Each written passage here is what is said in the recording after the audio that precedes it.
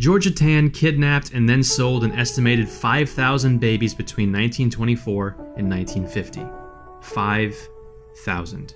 This is certainly beyond shocking and unsettling to hear, but how she got away with it, and how she got away with it for so long, only adds to the terrifying nature of this truly staggering story, which is actually hard to believe is 100% true. Tann pulled off her brazen scheme through operating the Tennessee Children's Home Society, a society which, on the surface, was doing the Lord's work, finding homes for orphaned children. In reality, it worked as a cover for Tann to funnel children into her care, only for her to turn around and sell them on the black market for extreme profit. In the nearly 30 years Tann and the society were in operation, she managed to kidnap and sell an estimated 5,000 babies. These weren't orphaned children placed under her care. They were stolen right from under their parents' noses. How?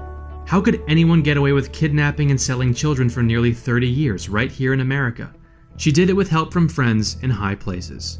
She took children who came from poor families, for the simple reason that poor families at the time didn't have the necessary resources to search for one of their children should they go missing. If families did file a report, Georgia Tann would have it handled by her close friend E.H. Crump, a powerful tycoon and the so-called boss of Memphis. Crump would make sure the reports of missing children were ignored.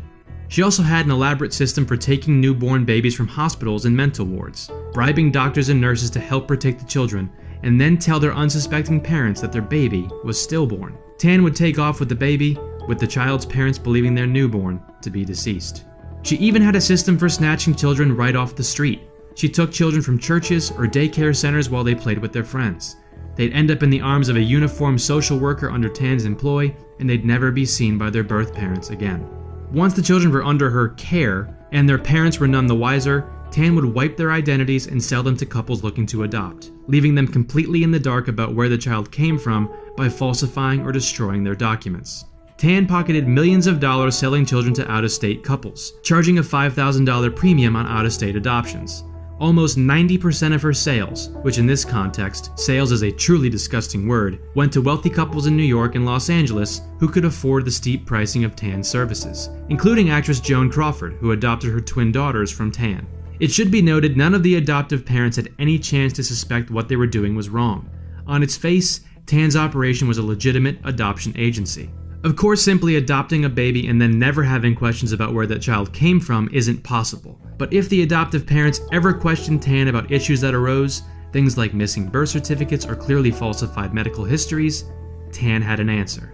If the new parents ever had any suspicion that anything fishy was going on, Tann would threaten them with legal action through one of her major accomplices, family court judge Camille Kelly. Judge Kelly used her position of power to sanction Tann's activities and threaten the adoptive parents with taking away their adoptive children if they continued to make a fuss or ask questions. They would also be threatened with being roped into whatever legal ramifications Tann may or may not have faced.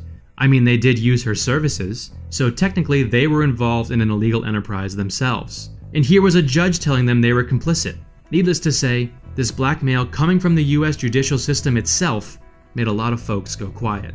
Tann was so powerful and wealthy, so highly regarded as a steward of ridding adoption of its negative stigma at the time, and so well connected, no accusations or rumblings of misconduct ever stuck. The story is so insane that it's hard to even frame it or tell it in a way that makes any sense whatsoever, but it's completely real. It happened, and it affected thousands of lives right here in America. To make it even more insane and unbelievable, one of those children that Tann and her agency kidnapped and sold to unsuspecting adoptive parents was professional wrestling legend, the Nature Boy, Ric Flair. And in the end, Tann and Judge Kelly and E.H. Crump and everyone else who knew it was truly going on at the Tennessee Children's Home Society got away with it. None of them ever faced charges. Tann died of cancer at 59. Judge Kelly and E.H. Crump both died shortly thereafter in 1954 and 1955 respectively. None of the children they kidnapped were ever returned to their biological parents. Thanks for watching this video. Be sure to like this video and subscribe to this channel for more of history's weirdness that you won't find in your textbooks. All those textbooks that you had to give back. No one has their textbooks anymore, right? I don't have mine. Anyway, there's this video here, there's this one here, there's more stuff here, there's more good stuff. If you liked it, stick around.